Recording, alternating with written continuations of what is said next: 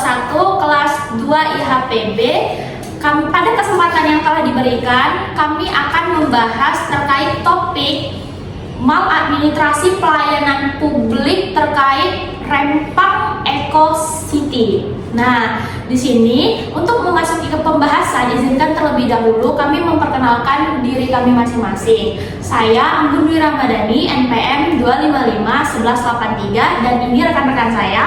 Saya Muhammad Reza Tanfa Zikri dengan NPM 2551134. Saya Karin Ardian dengan NPM 2551198. Saya Karin Syaidia dengan NPM 2551171.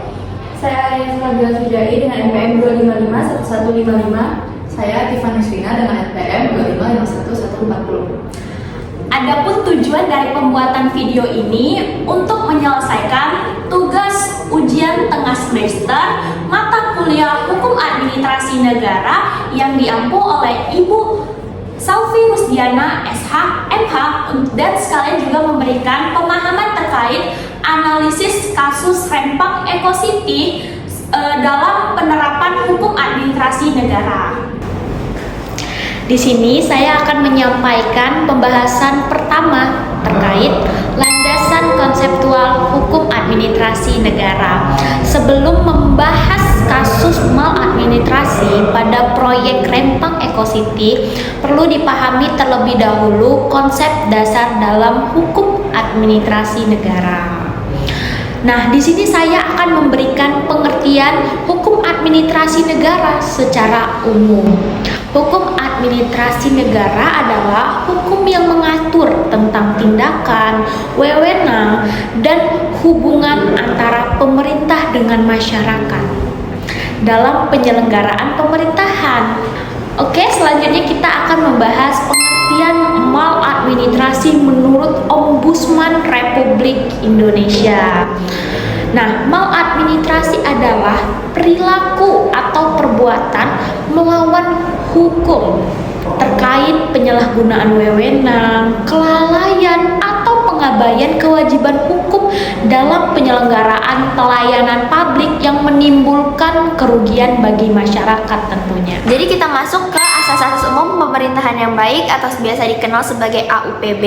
Jadi AUPB ini merupakan prinsip dasar yang harus dipatuhi oleh pemerintah, antara lain seperti asas kepastian hukum, asas kemanfaatan, asas ketidakberpihakan, asas keterbukaan, asas akuntabilitas. Lalu AUPB ini menjadi alat ukur apakah tindakan pemerintah tersebut benar dan tidak benarnya. Nah, jadi terdapat wewenang pemerintah di dalam hukum administrasi negara. Nah, lalu apa sih wewenang pemerintah ini? Jadi wewenang pemerintah adalah kekuasaan yang diberikan oleh hukum kepada pejabat untuk bertindak dalam penyelenggaraan pemerintah. Lalu apa saja jenis-jenis wewenang? Jadi jenis-jenis wewenang terdapat 3 macam, yaitu yang pertama atribusi. Atribusi itu apa? Atribusi itu wewenang asli dari undang-undang. Lalu yang kedua ada delegasi. Delegasi itu adalah pelimpahan wewenang ke pejabat lain. Lalu yang ketiga ada mandat. Mandat itu apa? Mandat itu pelimpahan tugas tapi tetap di pemberi mandat. Sumber hukum administrasi negara. Jadi sumber hukum administrasi negara itu ada 4, yaitu undang-undang, peraturan pemerintah, kebiasaan atau biasa kita kenal sebagai praktik administrasi, dan lalu yang terakhir ada jurisprudensi. Nah, jadi hubungan HAN dengan administrasi publik itu apa sih? Oke, di sini saya akan menjelaskan. Jadi HAN itu adalah mengatur dari sisi hukum dan dia memiliki aturan dan batasannya. Tapi sedangkan administrasi publik dia tuh jadi praktek pelaksanaan pemerintahan. Nah, singkatnya tuh HAN itu seperti aturan main, sedangkan administrasi publik adalah pelaksanaannya. Lalu dengan kita memahami konsep-konsep tersebut, kita dapat menganalisis apakah tindakan pemerintah dalam proyek Rempang Eco City ini telah sesuai dengan prinsip-prinsip hukum administrasi negara atau justru mengandung unsur maladministrasi.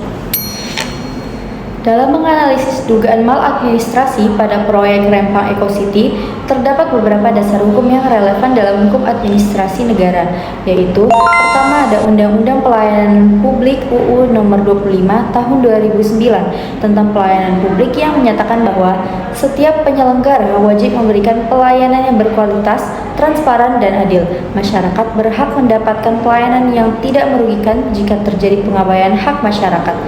atau bisa dikategorikan maladministrasi. Kedua, Undang-Undang Administrasi Pemerintahan UU Nomor 30 Tahun 2014 tentang Administrasi Pemerintahan yang mengatur wewenang pemerintah yang harus digunakan sesuai hukum. Larangan penyalahgunaan wewenang, kewajiban mengikuti asas-asas umum pemerintahan yang baik atau AUPB. Jika melanggar AUPB, maka tindakan bisa dianggap tidak sah secara administrasi.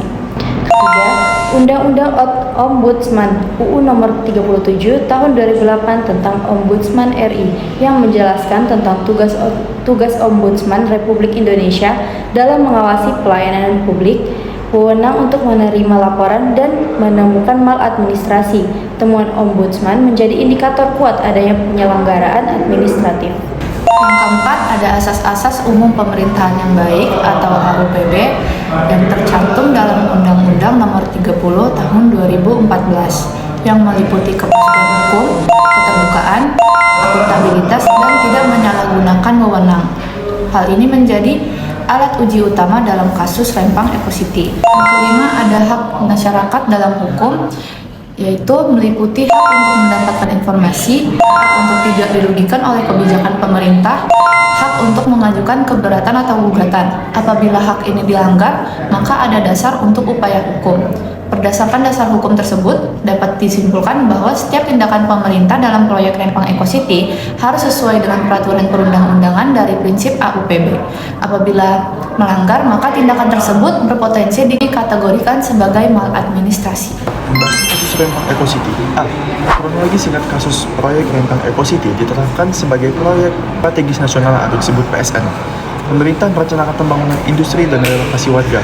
Masyarakat Pulau Rempang menolak relokasi karena menyangkut tanah dan tempat tinggal. Terjadi konflik antara masyarakat dan aparat. Ombudsman mulai menginvestigasi sejak September 2003. B. Temuan Ombudsman berdasarkan hasil pemeriksaan. Ombudsman menemukan adanya maladministrasi, yaitu kelalaian dalam perencanaan, penundaan berlarut dalam penyelesaian masalah, penyimpangan prosedur dalam pelaksanaan kebijakan. Selain itu, status lahan belum sepenuhnya jelas, proyek tetap dijalankan meskipun terdapat konflik dengan masyarakat. Poin C yaitu isu hukum administrasi negara. Jadi yang pertama, apakah tindakan pemerintah itu sudah sah? Belum sepenuhnya sah, karena secara hukum administrasi tidak memenuhi prinsip prosedural yang benar dan adanya indikasi penyimpangan dalam penggunaan wewenang. Kemudian yang kedua, apakah sudah sesuai dengan AUPB? Diduga belum sesuai. Kenapa? Karena melanggar beberapa asas seperti yang pertama adalah asas kepastian hukum. Jadi status tanah itu belum jelas adanya. Kemudian yang kedua ada asas keterbukaan, karena transparansi kepada masyarakat itu belum dipenuhi ataupun belum diberikan keterangan yang jelas. Kemudian yang terakhir asas keadilan, jadi hak masyarakat itu juga belum terpenuhi. Kemudian yang ketiga adalah upaya hukum yang dapat ditempuh pihak yang dirugikan atau masyarakat Rempang itu sendiri. Yang pertama adalah melapor ke Ombudsman, kemudian yang kedua adalah mengajukan gugatan ke Pengadilan Tata Usaha Negara atau PT-UN. Kemudian yang ketiga menuntut perlindungan hak dan ganti rugi bagi si korban. Kemudian poin D yaitu analisis kasus Rempang Eco City.